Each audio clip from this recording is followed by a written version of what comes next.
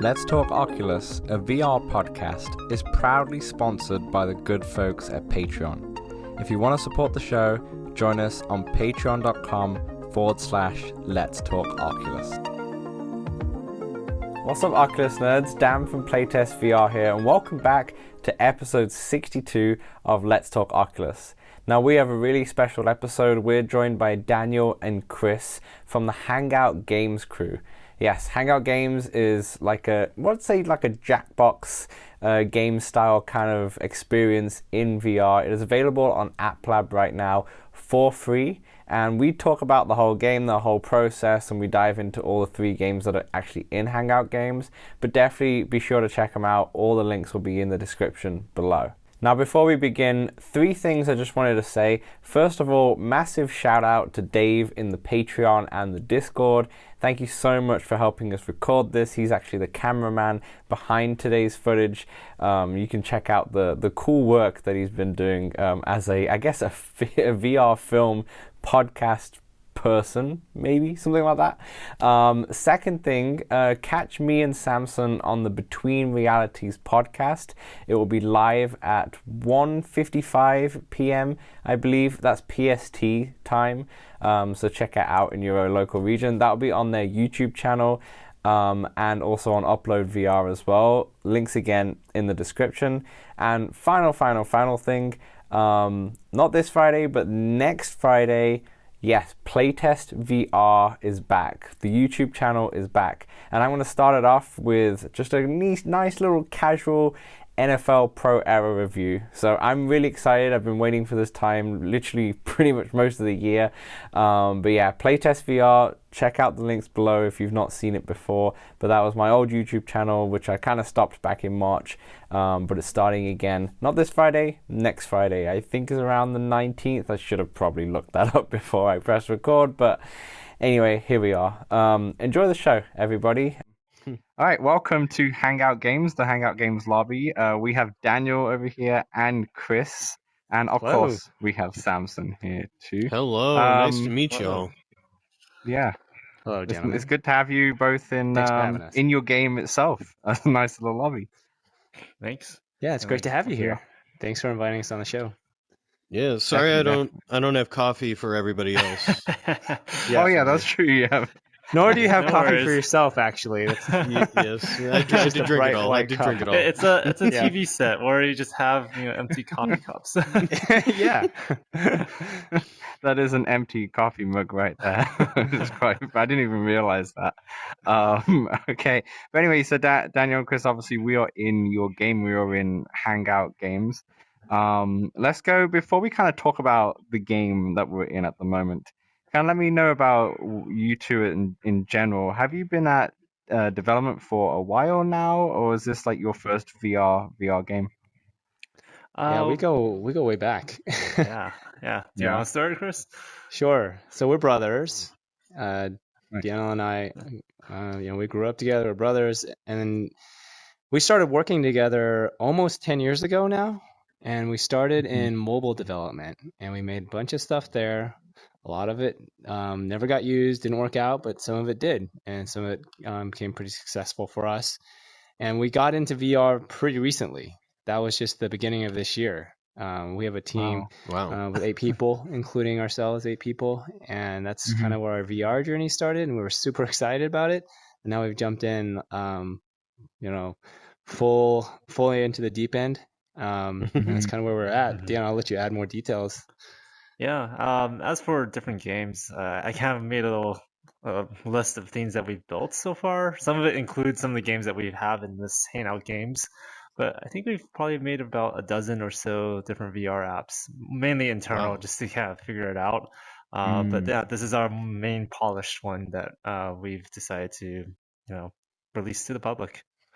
Very cool. What got you all into VR? Like, did you play VR like casually before developing for it, or did developing for it get you into playing it? We started this beginning of the year kind of searching for where we want to kind of continue our journey as a company.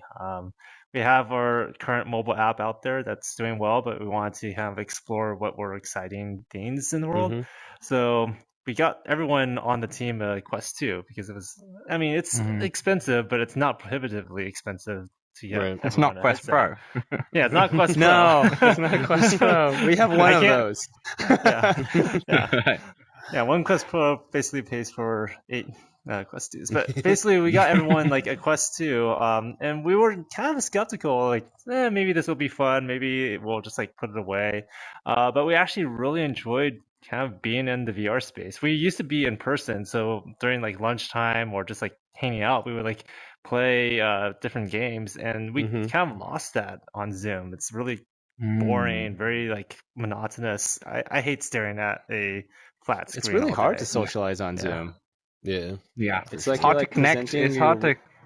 It's hard to connect on like a human level in Zoom, isn't it? Because It's Yeah. impossible. even though you see the person, you're never really looking at their face because the camera's Mhm. always like above or to the side and Yeah. such, and it creates like a bit of a disconnect. And yeah, definitely you can't. It's hard to. I think in my company that I work for, we play some social games like on a Friday or something at lunchtime, Uh-huh. like maybe through like a I don't know, some sort of Pictionary type games online. But it's Like just not the same as Scribble.io like and stuff. yeah, like that. Yeah, Yeah. like Scriblio and such. But Mhm. like it's not the same as actually doing it in office, to have that proper team building bonding, right? Yeah. Yeah. Yeah, exactly. And one-on-one, the video chat is okay, but as soon as you add one other person, each other person beyond that like degrades the social Mhm. experience by like 10 times. Yeah. It gets really bad. It's just for Absolutely. presentations at that point. Yeah. So we lost that, Mhm. and it was really sad because COVID took away our office, and then we went fully remote a year into COVID. So people moved back to their hometowns, and we started hiring people who Mhm. never were in the original city that we all worked together in San Francisco. And we Mhm. just kept doing some Zoom things, and they're just not, they're kind of awkward, and it lost that magic of being in the same room playing code names together. So yeah, Mhm. so when we got into VR, the beginning of this year, I think for me, my like wow moment for VR was when we were just sitting in, it was workrooms at the time, and we jury rigged putting code names up on like a screen share in workrooms, and Mhm. it was like bam, like an hour just passed, we're just laughing and giving and just kind of giving each other grief and laughing at each other, having fun, Mhm. and it just, the time disappeared, and it was like we were hanging out again. And that was You're like a like, magic "This is moment it. for me. Yeah. This is the game. Yeah. Yeah, we're like, like it. can we just make this for people? Yeah. Which is why you see Clue Cove. But that was like our first like inspiration. Like we want this back in our lives. I'll bet other people would love to have it, to have that kind of togetherness and just like having a good time together, which you can't do digitally outside of VR. Like it's just Right. one of the special Yeah. things about VR. Absolutely. So before like COVID kind of hit, so your team was basically on mobile apps, the team of 8, or was it probably less than that until you hired some more people, right? Yeah. So you've just been Yeah. all on mobile apps, and then it was because of that idea you kind of went into VR. But have you tried VR before? Like, have you been into the gaming scene before? Like developing for it? Not really. I had personally done tons of gaming when I was younger, and Yeah. then I have 3 kids now. Mhm. When my first one was born 7 years ago, my gaming went, but I used to game a ton. So I'm like not up on all the recent stuff, which seems like what everybody does now, Fortnite and all that. But everything from the Yeah. generation from then before, I was all about it. But from the developing side, no, I never dreamed that I might be in game development. And as you'll see with our games, we're not necessarily game developers in a traditional sense yet. We have a long way to go. But I think of us as like social experience creators, and the game is like the centerpiece that kind of brings people together. That's what brings you. Yeah. Yeah. But Very I think as our sort of creation chops in VR and game dev grow, we'll do more and more like real game dev, hopefully. Yeah, Sure. but that's my Yeah. story in terms of like where I come from. Deanna, you want to share? I mean, for gaming, as you can see from my gamer tag Battle like I used to play a lot of like Heroes of New Earth, League of Legends back in like 2010, 2011.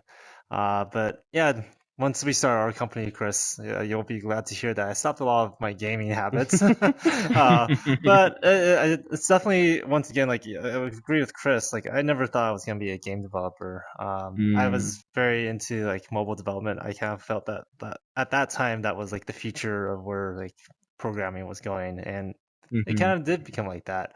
Mhm. But now that like I put on the VR headset, like there's definitely a feeling of like, okay, there is potential here that I didn't see elsewhere, especially in today's technology. So I think there's still a lot more things to get to like widespread adoption, but Mainstream. Yeah.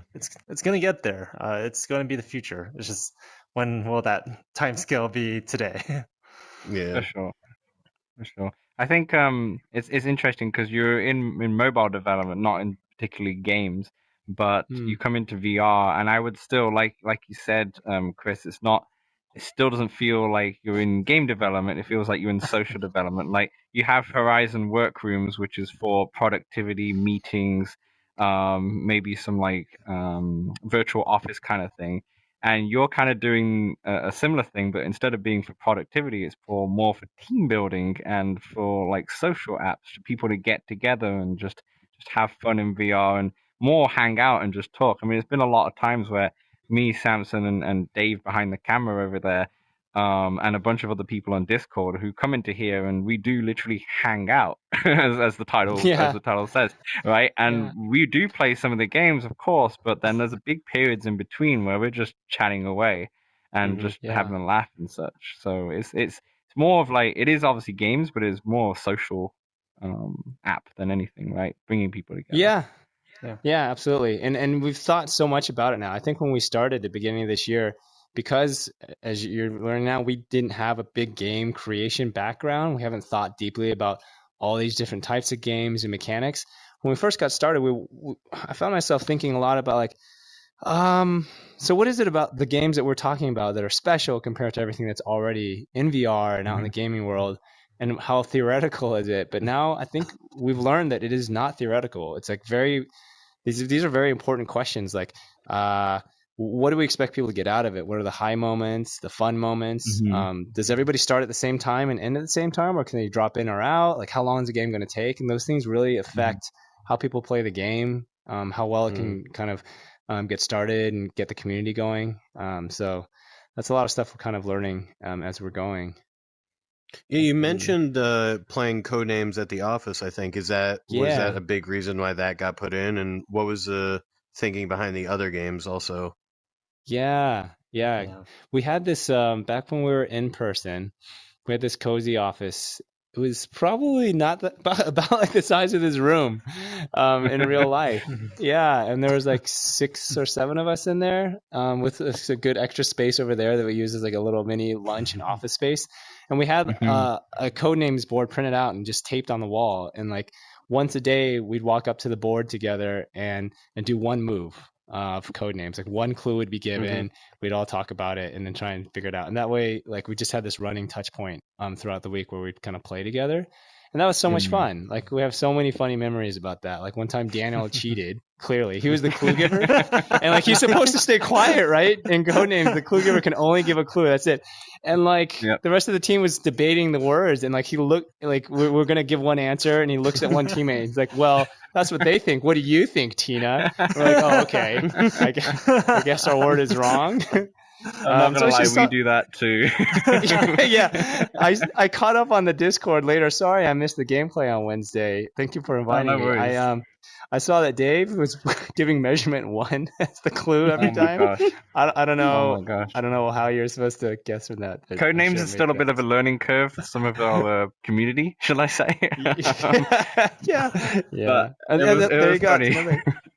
Yeah, that's another thing about games is like the learning curve. Like ideally for what we were trying to create here, it's like the party game where people, it's like the creativity and the fun together is what the connection is what makes it fun. And like that learning curve is important. It can't be too high. But then if like there's no, the replayability is super important. So if it gets boring after like 2 plays, it's no fun either. So it's a delicate balance in what games to pick. Yeah. Anyways, I was happy to see Codenames because I play that every so often with my family. And I think the first time we hopped in, everybody was like, "What is this game?" I was like, "I got this. I know this one. I know this one." We can't call it code names, for Yeah. very respectable reasons, but it's our little version of it. Yeah. So that's that very much. I mean, that DNA, that culture we had of playing together, is totally what kind of brought us into VR and made us want to do that. That was like Gotcha. the inspiration, the fire for us at the beginning. Yeah, absolutely. What is the inspiration behind the room we're in and everything in the room? I think mainly it just was something that we thought looked really great, and where people who were kind of like random people could like come and join into this room without feeling like too enclosed, too like far away from each other. It just felt like a place that you wanted to like kind of go explore. And if you look over there, there's a bow and arrow over there that kind of like helps people just like hang out in this room, waiting for their friends to get started with some other games that they actually want to play. I was playing around with that bow and arrow earlier. It's pretty fun. And when you hit the target, a balloon pops out, and then you can shoot the balloon. It was it was a nice little touch. It felt pretty good. Yeah. Oh, geez. Sorry.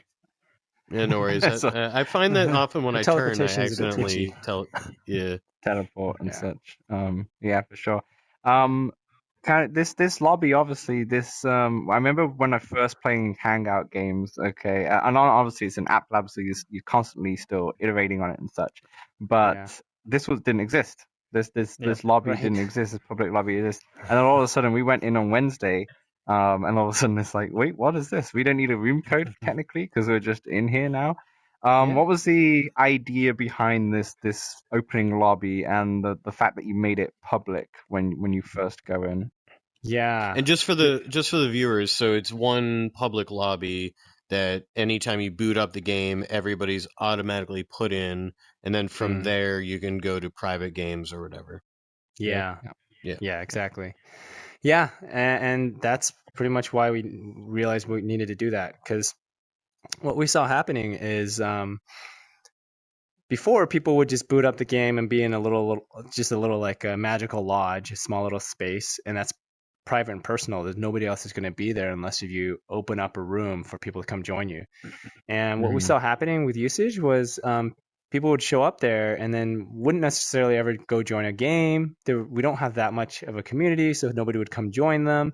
And they would leave, and that's just a really bad experience. They showed up wanting to try something and experience something, and they got nothing out of it. So that's bad. And so we figured, okay, number one job we need to do for players is to help them like run into each other and have fun together. So just stripping away anything that would prevent people from seeing each other was the top priority. So one thing was to make this public lobby. And that's why earlier we saw the outside player show up before we started the recording here. And that's what we're hoping to do, get people to run into each other and then go off and play a game together. So that's the reasoning behind the public lobby. It all comes together to just get people to play a game and have fun together. And so the next thing on top of that we thought of is, well, we want people to meet in the lobby. We also need to have games that are really great with fewer people. Because when we started making Hangout Games, as a group of 8 people on our team, the thing that we really missed in VR was more fun things to do with 8 people. Even at that time, even Walkabout couldn't handle 8. Now they can, which is amazing. But there wasn't anything else. So that's why we built these games that are great for large groups of people. Like Clue Cove is kind of like code names, and there's a drawing game that's really fun if you have 5 or more people. But people are showing up in our game now, and not too many people have groups of like friends that are like 7, 8, 9 people that they can get to come in all at once. Crowds. Yeah, like your community is awesome, and you guys come and play together once a week. But lots of other friend groups don't do that, don't have that. There'll be like 3 or 4 friends that have a headset, all have a headset. So we need to make games that are high social interactivity, but also really great with 2 to 4 people. Which is kind of a challenge, actually. Like if you think of like your traditional party games, they're usually like a big group of people. Yeah, yeah. Like how do you do that with 2 or 3? I was playing Jackbox yesterday on the PlayStation, and there was 3 of us. So luckily, all the games were working. But I realized there's only one game in that pack that I had that was for 2 people. Every other game was at least 3 people. I was like, oh, if it was just me and luckily my roommate's girlfriend was here. If it was just me and him, we couldn't play pretty much most of these games. We'll just have to do something else. So you're right. It's interesting because there's not many party games that actually just need 2 people, or 2 to 4 people. A lot of them need a big group, or even if some allow 3, like say a game like Cards Against Humanity, it needs a bigger group to make it a bit more fun. It it's does much more enhance fun the with more. experience. Exactly. Can you So can you give like people the ability to like can you have like just a 52, a normal deck of cards and like some dice or something? You know what I mean? Like Make I your feel like own if I games. showed up, I Yeah. could just like sort of start my own thing, just like, give people the pieces and then they can maybe even, figure out from there. They're like, all right, there's 2 of us. Let's like go fish or let's play war or whatever, I don't know. Yeah, Funny you should interesting, yeah. ask. Exactly. Funny you Yeah, should that's ask. something Deanna, that you we're wanna... looking into right now. Yeah, you're exactly right. Like we were looking into it, and we're like, you know what? Like card games are like inherently like a 2-person type thing, and sometimes even solitaire or like 1 person. So, I was just thinking, looking around, and like there are no real good like card simulators in the VR space. Like a lot of them just are very free form. You can also see our version of it right now, which is like it's really poorly made. There's no like card mechanics, no hand mechanics. It's really hard to like actually play a card. So that's something that we're like looking into actually building right now. So down the pipeline, some Uno is going to come into Hangout Games. Yes, that's what I was. Yeah. Yes. Yeah, It's and such an then once easy we game have for those- everyone.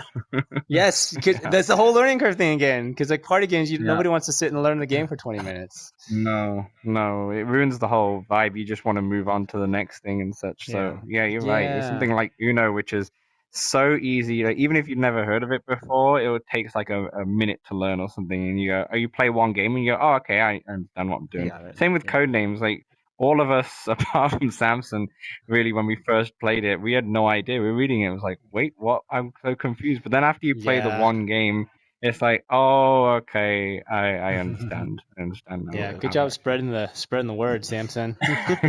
All All it takes is one person. We're never gonna get this. I was like, no, I got this. It's easy. It's easy. Yeah, it just takes the one person who knows it. Yeah. I mean, we'll definitely jump into each one of the games in a moment. But what I wanted to ask before we kind of go into the games was, obviously you're in mobile development, right? How was the step from mobile to VR? What was that learning curve like? And let's just say that we are still massively learning a lot every single time we step in. Is this a Unity build? This is a Unity build. Okay. There are a lot of components in here that are kind of potentially from like Unity tutorials and whatnot, because we are learning and we're like, okay, this looks pretty good, and works with our like concept of like hanging out and playing games. But it's been a doozy of a learning curve. Our team is fairly senior at like building server apps and like mobile apps and websites. Gaming is a completely different beast. Maybe because there's just such a breadth of tools and like knowledge that you need to have, and there's a lot of like new disciplines that you just don't have in normal programming. So when I personally opened up Unity the first time, it was like becoming like a complete beginner again from a standpoint of a developer. There's not just like code development, but there's also like artistry and like sound development and like animation and physics there's and everything. physics exactly. So I mean we are trying our best to kind of build on top of our own like knowledge and our own like day-to-day like learnings, but it's been a process. Yeah, multiplayer. A multiplayer app was a pretty big endeavor, I'd say. Because I mean, I don't know much behind it, but I feel like just like like getting servers, getting everybody to be able to hear and talk, like that seems like a challenge.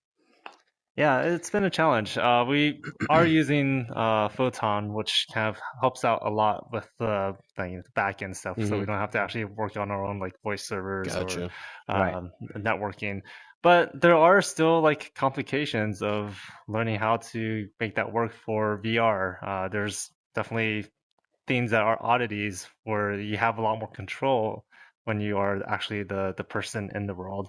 And then the second part of it is like it's just like hard to test. You have to have a lot of people to be on the VR headset and like go through each step of trying the games. We still haven't quite figured out how to do like testing very efficiently in like debugging VR. and such. Yeah, and debugging. Yeah. So anyone on the podcast out sphere, if you have any suggestions, I am all ears because it's definitely difficult.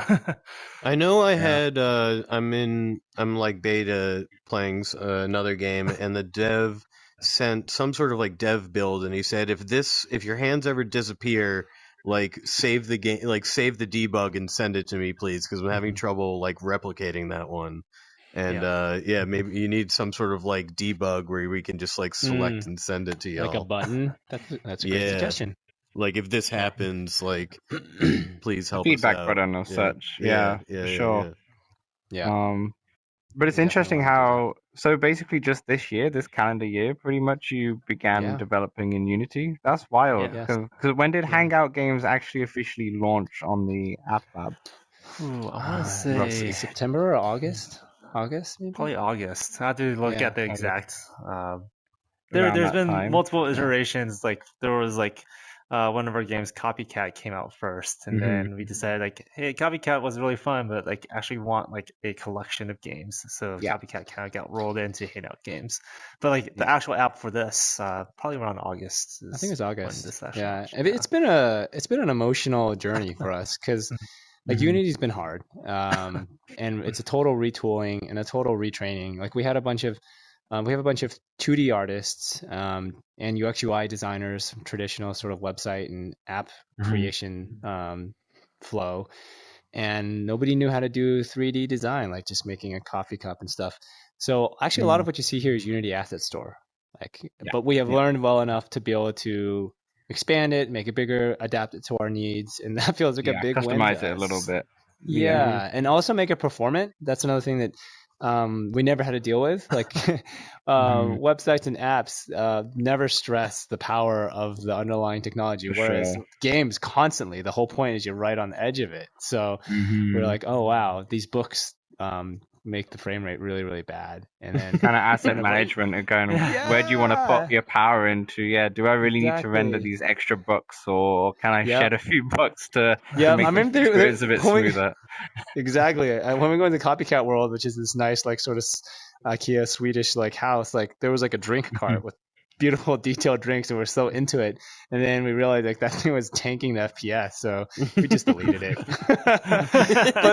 but we got better. The books survived because Tina and Olivia on our team have learned to do 3D modeling, a lot of it, working with teachers and consultants. And now when they look at the books, they're like, oh, I know how to make those performant. And so they did it. And now the room gets to have its books, because otherwise it would have been a library without books. And I don't think that would have looked so good. Empty. So that's like, it's our small wins. And then we feel like we're so incapable because we dream of the big things. And then we make another small win. And it's an up and down. But the reason why we are releasing as fast as we can is because it's just the only way we can keep ourselves moving. It's like, just keep swimming, and then we can get real people in it. We got to meet you fine folks because of it. So just putting ourselves out there. I mean, if you look at something like a well-established game like Red Matter 2, which is probably the best-looking game that you can get on Quest 2. Obviously, they have a full team, a bunch of money put towards it and such like that, but you can see what's possible in there, So there's, you're looking at, oh my gosh, I don't know how I get all these books in, but eventually the better you get and the more testing you do, you'll realize ways that you can make it work. Because you can see that real life, the real possibilities out there from like Red Matter 2, where you go, okay, they're doing something in the background. I don't know what yet, but I can learn something to try and figure out how. But it is possible to, you're not fully limited. It's more just learning to understand how to, manage the assets better and memory allocation and all that stuff, right? Yeah. And that's a great point. It's those big publishers can show us what's possible. But the interesting thing is, as it is always, I think, with indie games, but especially in VR, because it's relatively fresh and new and a lot of unexplored ideas. We don't have to be on the edge of artistry or technology to be able to make something that is still really interesting or valuable to people. Absolutely. The simple idea can go a long ways, even if we don't have like a tenth of the capability of the super experienced large teams. At least that's how it feels. And that's why we feel excited about the space. So the game Copycat, this is the first game that people are presented in. When they open out Hangout Games, the Copycat is the first one that they would select. What was the reason behind having it as the first game, and what was the reason behind having the actual game in here as well? Like, what was the inspiration of having Copycat in here, or Telephone rather? Yeah. So our teammate Dasha is the person who created it, and at that time, everyone on our team was just going off and making a bunch of scratch work, putting in games that they wanted to play. And then when we kind of tried all of them, this game of playing a drawing telephone felt really fun. It stood out, so that's why we kind of picked that one. And then we also polished it up because we liked it better. And since it got more polished in terms of like, oh, where did my whiteboard go and how do I draw and just these simple things, we made that work better. So it became sort of the best game we had. So that's why we wanted to make it a marquee. So it felt the most fun to us when we play tested it, and then we put the most work into it. Yeah, it was just some adaptations of games that we used to play as a team as well. During COVID, Scribble.io was very popular with a lot of people, a lot of groups. And it's not quite the same game, but like, the concept of like groups trying to like guess what the words are. And then also like in person, Dasha and I used to play Telestrations a lot with a group of with a group of friends, and that's also like a very big inspiration of Copycat. Telestrations came from like a open source. I mean, it was like a non-trademarked game too. Yeah. So it's been around. But yeah, drawing games they're super fun. It's a great party game. I was about to say drawing games are so much fun because it's so funny because obviously a lot of people, they can't draw. I mean, I can't draw, and especially when drawing in VR is actually even harder, and it kind of makes it more fun because everyone's more fair, right? It's more fair. Everyone's drawing's a mess. We're not using like iPad Pros with styluses or anything like that. We are just trying to just move it with our fingers, and it's cool. It kind of works well, just like the Jackbox games work well when you're doing it on a flat screen. I would say this is kind of like the VR version of Jackbox in a way, or kind of what it's aspiring to. And no, drawing games are so much fun, and I think especially with that showcase at the end, it's showcasing all the whiteboards and such, all the drawings. It's so much more. You can see it's another level of polish compared to the other two experiences. So it makes kind of sense in that way, where it's like the most complete or the most impressive looking game experience, I'd say. Yeah, for sure. And then it comes back to that things we were talking about earlier too, where everybody can sort of draw, they can scribble. So it's very accessible. There's not a lot of rules to learn, so you can get started and have fun. And then the payoff is great with the reveal. Everybody has a lot of fun. And then the replayability is very high because with any drawing game, it's like it's creativity, and even if all you can do is scribble, it's a different scribble every time, and different things come out. So it's always even the same group of people. It's still kind of fun to do it again because there's just limitless possibilities with just scribbling on the whiteboard. So once you go through one sequence and you get in that room and you see everybody's up there, you're just like, let's do that again. Yeah. And then we added a fairly recent addition is the write your own clues. I don't know if you have tried playing it that way, but that really opens it up. No, I did see that though. You can create your own kind of set because you can choose a subject like sport or movie titles or something like that and general. But I haven't tried it, but I saw that there's an option in there now. Yeah, try it. It's fun. Yeah. Because people can put up some wacky things. Especially if your group has inside jokes, it works well. Oh, it probably work well for the Discord for sure. Yeah. Do it. Yeah, it'll be fun. We will do it for sure. What I was going to ask before we kind of jump into the next experience here, this one especially out of all the other ones, obviously the Quest Pro has eye tracking and facial tracking. Is that something that you're maybe considering to add into this game, or is it such a technical feat that it's probably not on the priority list yet? I think it's actually quite accessible of a thing to add. Like, Meta has like quite often new updates to its Avatar SDK. But as I was explaining earlier, even though they have a lot of updates, they also ship a lot of broken SDKs as well, which has been a frustration of as a developer to try to like get in, face tracking or eye tracking, and then realize like a shader that they shipped is causing compiler errors. So, but I think it's going to be actually not too hard to add to our avatars. I mean, these are meta avatars, so it'll be fairly easy once they kind of surface those APIs to us. Then it's just like how many people have Quest Pros. Exactly. Right. Yeah. Exactly. Yeah. I'm so hopeful and excited for when that face tracking comes to the standard Quest 3. The standard. Yeah. The rumor is that it won't be on the Quest 3. I think is that what you understand too? Yeah. A little too I crazy. feel like they have to though.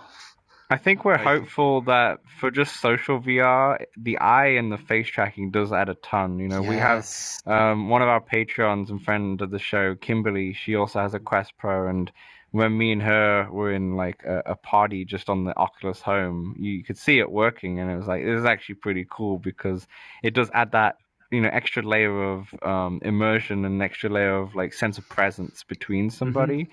Right, and so it is a nice feature, and I'm hopeful that one day that it can come to the more like consumer-friendly kind of headset. I feel like maybe there's some stuff on the Quest Pro that definitely won't be in the Quest 3. So like most of the mixed reality stuff that it's trying to push is probably not gonna happen. But I don't know. At the moment with the facial trackers and the eye tracking, I think there's a total of like 9 or 10 cameras in the Quest Pro, and I don't think that's gonna happen with a Quest 3, So I think it depends on Meta's kind of priority list and what they want to do. I think they can always prioritize eye tracking and facial tracking, and then they can put it in and probably get rid of some other features that maybe.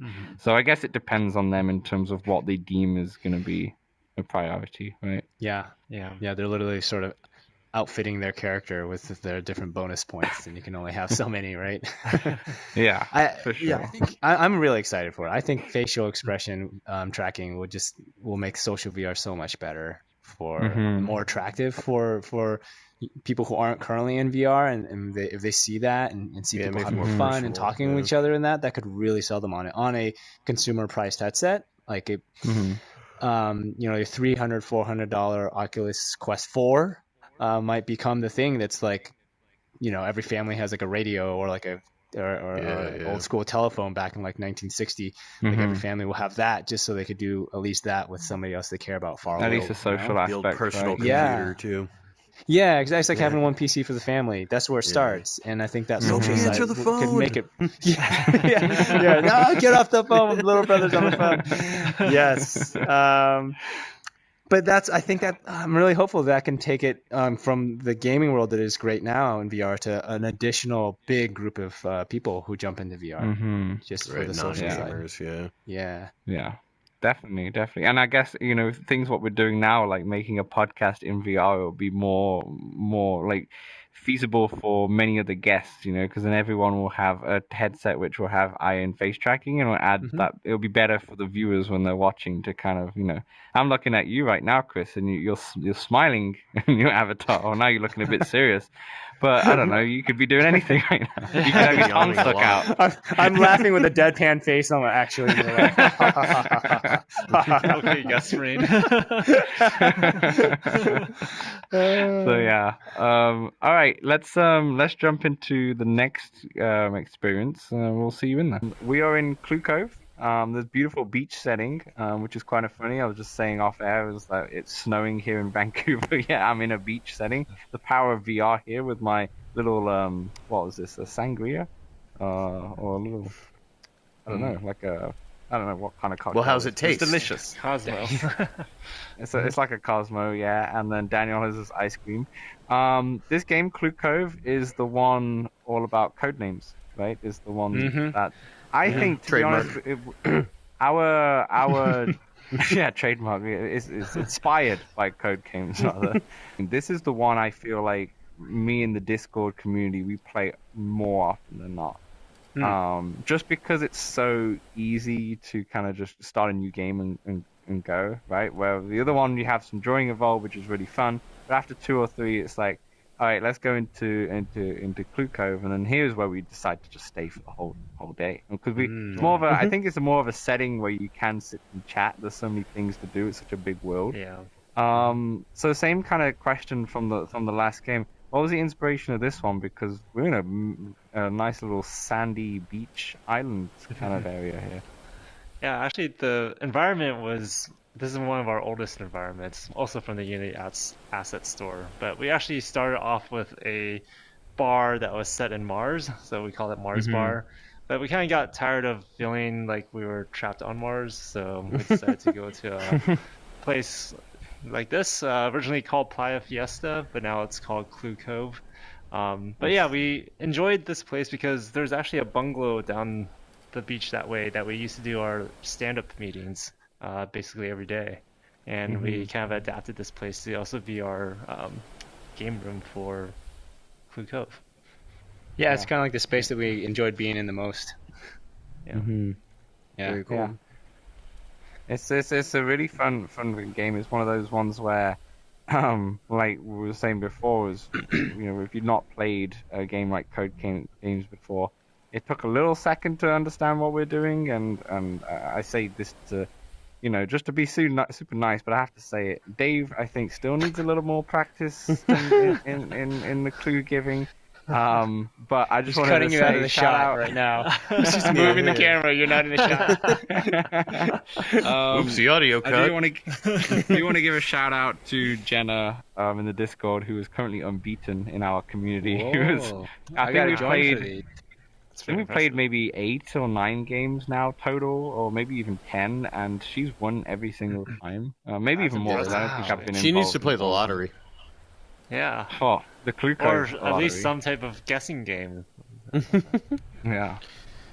But I will say with all of these games, there are rules, there are ways to play them, but what's sort of great is like there's no real like wrong way. Like you can sort of make it your own in the same way people do with Uno, right? Where like some of the rules might be a little different. House rules. Yeah, exactly. I sort of like that's sort of built in, like allowed, right? Like it's not like you can't do this. It's more let them. Here's the pieces. Like go at it. Here's a way to play it, but maybe you do it differently. I don't know. I'm glad that you enjoy that. I would say that it was probably built out of our lack of wanting to have all the we're not knowing all the different ways to put rails to the game. So I'm glad that you enjoy the lack of rails due to our development. Yeah. I mean, to give ourselves some credit. To give ourselves some credit, we now do think a lot about rails and how much we want to put in. Like in our development of the card games, now that some of our next games will be card games, and like with Uno, you've thought a lot about how much rails to apply versus not. So there's always a fine line, I guess, right? Because you don't want to give too much rails, so it becomes like you said before, a 20-minute game that they have to learn. But at the same time, they still need to know how to actually play the game right, quite comfortably. So yeah, it's a fine balance, and that makes a lot of sense. Like I said, it's interesting how this game is this world in particular is drastically different to the other one. So there's no like set theme that you're going for each game. It kind of just makes sense for the actual game itself, right? What you're kind of going for. Yeah. We figured we just go with what feels nice to us, and then we also knew that we wanted to have a lot of different experiences in games, and so why not do that with the world as well? Like people are going to want a different vibe at different times. People want to change. They don't want to be in the same space all the time with their friends, so that would give the variety. Yeah. That makes sense. Yeah. Sure. I wish I was wearing like a nice Hawaiian shirt to go with this. I wish I could change it before I jump into the actual game. I like to think that you go to the beach in a collared shirt. In a collared shirt, yeah. That's what all these Could be like the wrinkles come Miami from. vibes. You just need like there it is. It's true. Yeah, there's Miami Vice vibes. No, awesome. And then you put like assets. I've got this ice cream here that I can pretend to hold and such and eat, which is a quite nice take. Can you do that in the other ones? I'm not sure. We could, yeah. We didn't done that, but we absolutely could. Yeah. And that's actually something else that we've noticed, but we haven't acted on very much yet, which is that the props and the doodads are actually part of the fun of being social with your friends in VR. Yeah, 100%. And we haven't yet fully taken advantage of that. Mm-hmm. But that's something that we've been playing with, thinking about. It's interesting you say that because in big screen you have the opportunity to get like popcorn, and you can get the opportunity to have like tomatoes that you can throw at the screen and such, or throw at people, and you can also, I think you can draw or something like that as well. In big screen there's a few different, there's not much, but there's like 3 or 4 different assets that you can mess around with, and I can see that being a fun thing here if you could have like tomatoes that you could just throw at people, and then you could have like a little game that people can just make on their own, where they can go on this island and have like a tomato throwing fight and run around, throwing tomatoes. So something like that would be. PJ is very good at throwing those tomatoes. Every time we hang out in big screen, I'm getting hit in the face with tomatoes. I haven't tried the tomato physics in big screen yet. Yeah. It's pretty good. Yeah, you should definitely check it out. I think it could be pretty cool in this game. You could have like a little snowball fight for Christmas or something like that. I don't know. It'll kill the frames. It will kill the frames. Yeah, one thing that we would want to do with like these kind of props things is to kind of keep it within the theme of the environment. Like tomatoes are kind of beach themed, but maybe not this one now. Snow cones or snowballs or like or ice cream or something like that would be fun, more fun. Yeah, it's kind of a fun thing that you could do, because it's like Walkabout Mini Golf, how they have obviously different settings for each course, and within that they have all these different loft balls that are themed to the course and such, and it's something that you can maybe after you design. Yeah, you can just play around and go, okay, well, what else fun things I can add to this that will make sense in this world, but also make it maybe something fun socially. And I definitely, having these, even though you can't really, you hold them and pretty much that's it, but it's fun. It's quite nice that you could just hold this on the beach and, whilst you're playing the game, you can pretend that you're sipping on a cocktail. It adds to the lore. There's the lore of Hangout Games. Yeah. Yeah, for sure. I think there's some kind of human instinct in there too. There's just something human about fiddling with something, like fidget toys, or like when you're playing cards. Part of the reason why it feels natural to sit around and talk to people at a table is because you have just cards that you can kind of play with. It just like occupies some part of our mind that makes us feel more relaxed, I think. Yeah, absolutely. And I wanted to say as well, just before we move on to the next game here, is that we always like sit down in this game, and it's kind of nice to just sit down and chill out with the friends rather than having to always be on the feet with VR, because I think there's so many experiences which are always much better standing, but with this one, just seated and laying back, with your feet up or something in the living room is actually a nice way to play this game. Yeah. Daniel likes to say we're the laziest VR team. We make all of our games like designed for just kicking back. Hey, we're all for that. I like it. Yeah, we're all for that. Okay, so we're in formation now. We're in more of we've gone from the beach and we're now in more of a treetop. Well, not a treetop venture, just in the forest more than anything, in the woods. So what about this game? So can you describe this game to the viewers in the most easiest way possible, what formation is? Sure. So formation, you have all these cards laid out in front of you in this board, and you draw a hand of cards. And basically, whenever you play one of the cards out of your hand, you can put a chip onto the board of the corresponding card. And you're just trying to get 5 in a row.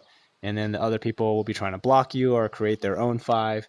So it's sort of like the Connect 4 with cards, where you're trying to put the chips down on the board to make 5 in a row.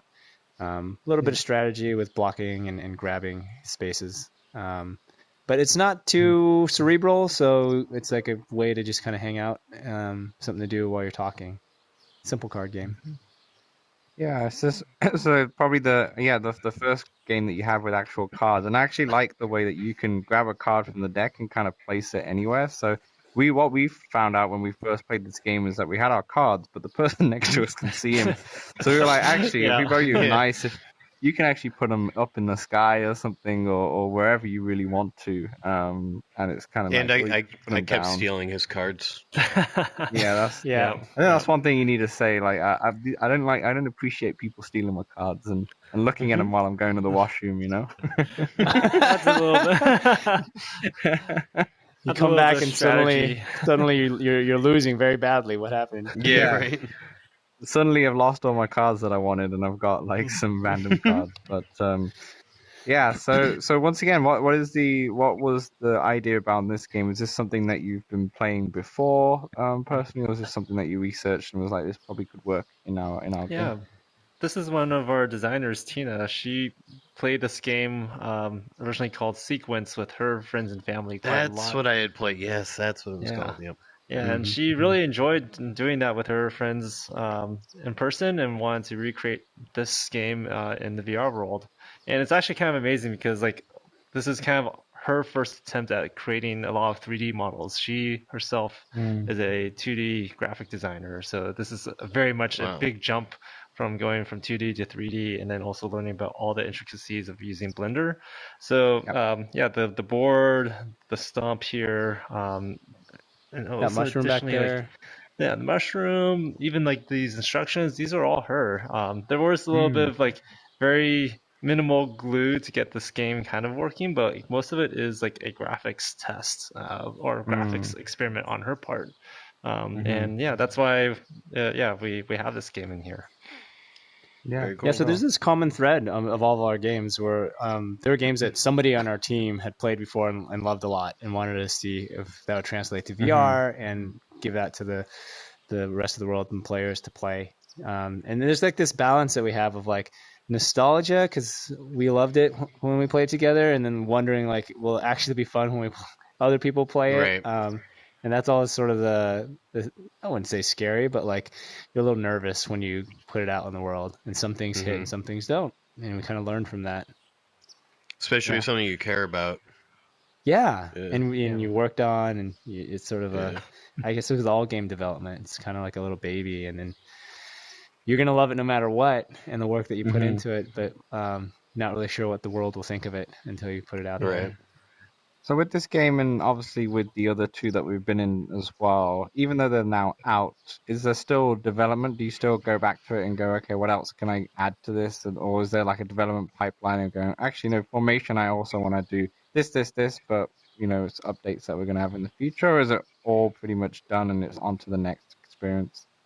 No, everything's always constantly a work in progress. So right now our focus is on, we put out that public lobby, and now we're working on card game, and we're actually working on a 2D video game simulator where we want to create that feeling of coming into a living room, playing Xbox together, and like couch co-op games. That's cool. You can't really do that online. No. So those are our next two games that we're coming out with. But once we have those in, we want to take like the card mechanics that we build for Uno and bring them back and put it in here so that some of the jankiness of this formation experience goes away and the cards feel more satisfying to use, and you don't have to work so hard to put the markers down on the board. So we have kind of this timeline in mind of how we can use what we're building now to come back and polish things up. And it always kind of comes back to like, what do we see people playing and why do they like it, and what was broken or they couldn't find friends, and so what do we do, that sort of thing. Learning as we go. Are you noticing any time, like when are the most popular times people are in your game? I saw in the main lobby that you all play Monday through Friday at certain times where people can come find you. Yeah, those times didn't work. We wanted to give a chance to get people together, but those times we posted don't work. We learned that people are going to come play when they want to play, and they don't necessarily set like a reminder for themselves to come back at 7 p.m. So that didn't work, but we did. It's an interesting question because like we do see that weekends are definitely busier. We get a lot more players on weekends. And we also see in our retention data, we'll see that like every like 7 days, like people come back, and that's sort of I play with my friends on Wednesday, or I play with my friends on Friday, and we actually see that in the data a little bit. So that's kind of interesting, especially when it comes to these big group games. That makes sense, to be honest, for us, because with our Discord, we kind of just it's kind of an open when the multiplayer channel where it's like, you know, post if you want to play a game and such. But it's, you know, we've had the Discord for a while now, so like maybe 6 months or 8 months or so, or maybe even a year, you know, now.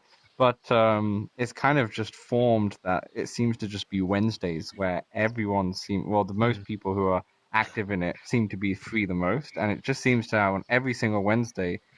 It's kind of weird if we don't play together on Wednesday because it's like, you know, it's normally just a thing now on every Wednesday. So I can see why that is. It's like sometimes, you know, people in certain groups are normally free at a set time and going, yeah, I can commit to a Wednesday, you know. Yeah. So and everybody kind of has to align a little bit too. So once everybody's kind of freed up their schedule for Wednesday night, it's tough to try and switch it to another night because everybody else expects it to be Wednesday. So absolutely. that dynamic is very real. You know, obviously you've got, this is a very social VR game. You've got the public lobby as well. So now people can, if they're in the lobby together or publicly, they can kind of make friends and decide to join into a game together or something like that. Have you ever thought of maybe putting in AI bots so some people can play this single player, or is that probably not on the pipeline? You want to keep it like a multiplayer centric? I think it's not out of the question. It's just more of a question of can we learn how to do it. Some games are a lot easier to make AI bots than others. For example, I think Clue Cove might be a little bit difficult considering that I don't there think are you can kind do of that clues. Although true. AI is pretty impressive these days. I would say the card games and chips games like Formation will be much easier to create a bot. Whereas for Copycat, maybe we can hook up, I don't know, Dolly and try to have AI that might be make awesome. a drawing for you. Which is not out of the question, actually, now that I speak about it. But it is definitely a more of a challenge than something like this. But that would I be think cool. With the since now you can write your own clues to have to have like a Dolly option where sorry to interrupt you. Come on. No, that's actually true. Maybe we should create a game where you're just like making a clue and then Dolly makes a drawing and then someone else has to guess exactly. Dolly. You have to understand the AI. But I think our main focus now will be continuing to work with like multiplayer with actual friends and potential like strangers who want to play. But that's not out of the question. Well, it's an interesting question that you ask. Why, in your mind, what would the, I guess, AI bot experience, what would it be for, and compare it to, you know, just focusing on multiplayer as a player, thinking, you know, come from the outside? You're right. You're right in terms of it doesn't make any sense to do it in, say, Clue Cove doesn't make any sense to do it in that one, for example, as well, just because, you know, the whole point of that game is to give clues to your friends and such. I can't even see how AI will work with that. But I mean, I feel like the whole point of the whole game is to hang out with friends. It is. I'm just thinking about certain maybe games that you come out with the future, like maybe this Uno-inspired kind of game, where there could be a potential that people, I just want to play Uno, but you know, I just want to play against an AI or something, or hang out in that AI or so. You know, like a game like Chess Club on Oculus or on the Quest. I play Chess Club pretty much exclusively just on my own with the bot, and I can see some people liking that, just to jump in and going. That means I'll play Chess Club maybe if I have other friends who want to play it too. But if I just want to play a quick game by myself because I really enjoy it, I can play too. You're right though. I think with your title, because it's more of like a Jackbox kind of experience, I don't see too much value in an AI, you know, unless it was something like an Uno or if you put a card game in there, that could be quite regulated with the rule set, and there's not much, you know, there's not much else that you can do. It's pretty set, and then the computer can do its own thing. But keeping your cards close to your chest over there. True. I'll put it right here. But no, I think you're right. I think with your game, actually thinking about it, is that with an AI, it probably doesn't make sense, and maybe bringing an AI for the one or two games that you may have maybe not worth it in the grand scheme of things, right? Yeah. I think it'll be helpful in the early days when, I mean, right now there's still a lot of like missing of people where like we get like a steady stream, but not enough to like always create a lobby where people can play games. So yeah, and having like that AI bot, it will allow people to kind of hang out in here for a longer amount of time. But once until more people come. Yeah, exactly. until more people come. Yeah. It would be the way we thought about it so far in terms of AI is just it would be like a tool to help build the community so that people who happen to love a game will play it against the bot for longer until more people show up, and then once you have some people in the room, more people can show up and stick to it. Yeah, just get the ball rolling. One thing we're excited about is if like the response to Uno and card games is pretty good from players out there. We actually could see becoming sort of a card game simulator is the way we've talked about it, where the community can take our basic card mechanics and then just very easily create every card game under the sun, make up new ones and play them. You know, it's just a matter of using some UGC tool to say this is the discard pile, and then this is the draw pile, and then how many cards you need to have in your hand, and then after that you can just play according to whatever rules you want. Absolutely, yeah. I think there's only you know, with all these card games, there's always a set of couple things that are consistent throughout the lot, which is like a discard pile or a shuffle pile or something like that, right? And as soon as you incorporate those methods in there and make it intuitive for the consumer, then they can do whatever they want, right? In terms of card games, they can make a game of hearts, they can do a go fish, they can do a blackjack, they can do whatever they want in terms of that, which is a really neat idea. And yeah, I would say personally on my point, I hope that it doesn't just become cards, you know, because I really like stuff like Clue Cove, and I like the Jackbox element of this, and I hope there's more games like that for sure. But I think definitely having some sort of like card game that some people can go in and make their own game out of it is going to be highly beneficial, because I don't think there's anything like that out there right now. And you know, if anyone has a deck of cards at home, they can make anything. So like if you could have a deck of cards in VR, you can play pretty much a lot of games with a lot of people. So it's true, these cards are good for building houses. Yeah. Yeah. Well, what game would you, if any group game that you love, you think you'd love to be able to play with your Discord community? What anything come to mind? Taking suggestions, I guess. That's a good question. We're gonna bring that one back to you. Yeah, I feel like we'll bring that one back for you. I feel like what we could do is in our Discord community, we could open up a channel of Hangout suggestions or something like that, and we'll just let you know. I mean, you're in the Discord now, and we can let you know what people have thought about.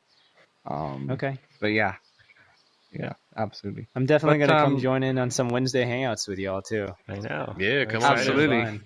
Yeah. Absolutely. But thanks for both of you for joining us today. Thank I think you. we went longer than I expected. Yeah, and sorry it went it's been so long. great. No, but I'm excited that hopefully we don't bore anybody. No, definitely not. So before we kind of sign off here, where can everyone find you, and where can they find Hangout Games? So Hangout Games, just type it into your search bar. You'll see it in App Lab, Hangout Games. And then we have a Discord, but I actually don't know the link off the top of my head. Yeah, we'll share that. We'll link it to you. Yeah. We'll put it in the. We'll put it in below for sure. But yeah, we don't have enough nitro to have a custom name. But yeah, and it's a free app on App Lab as well, so anyone can just go ahead and check it out. And we in the Discord community have a lot of fun with it, and definitely join the Discord if you want to join in for any of our games plays, and definitely on Wednesday and such. But yeah, definitely thanks for both of you for coming on. I'm really excited to see where this game could go. I feel like this time next year, we'll probably be talking again, and this whole experience will be so much more fleshed out and be a different planet of what it looks like today. So I'm very excited of what's going to happen. But yeah, you've made like Dave said before, behind the camera and people in the Discord like Jenna and Kimberly, this is a very polished polished app in terms of how well it's done for something that's only 2 months old on App Labs, though, right? It's if you think about it that way, it's pretty good, and we have a ton of fun with it. We've been in there about 2 or 3 times now on a few games nights and just had a bunch of fun. So yeah, kudos, keep doing what you're doing, and I'm really excited what's gonna happen in the new year for you. Appreciate that. Really... Thank you. We're excited too. And thank you again for having us here. It's been a lot of fun. And there we have it. Thanks a lot to Dave once again for helping us record, and massive shout out to Chris and Daniel for creating what I think is such an awesome experience. And like I said in the show, I can't wait to see what happens in the new year for them. So if you have any like suggestions of particular games you'd want to see in Hangout Games, feel free to put it in the comments below in YouTube, or join us on the Discord channel where you can just let us know in there, because I'm sure they're open for suggestions, and I'm sure they want to incorporate all the fun games that a lot of people do play in a social level. So once again, thanks to all of them, and thanks to all of you for watching or listening. Me and Samson will catch you next week where we have yet another guest. So definitely check that out. And like I said, check out Playtest VR and the Between Realities podcast this Friday. Bye now.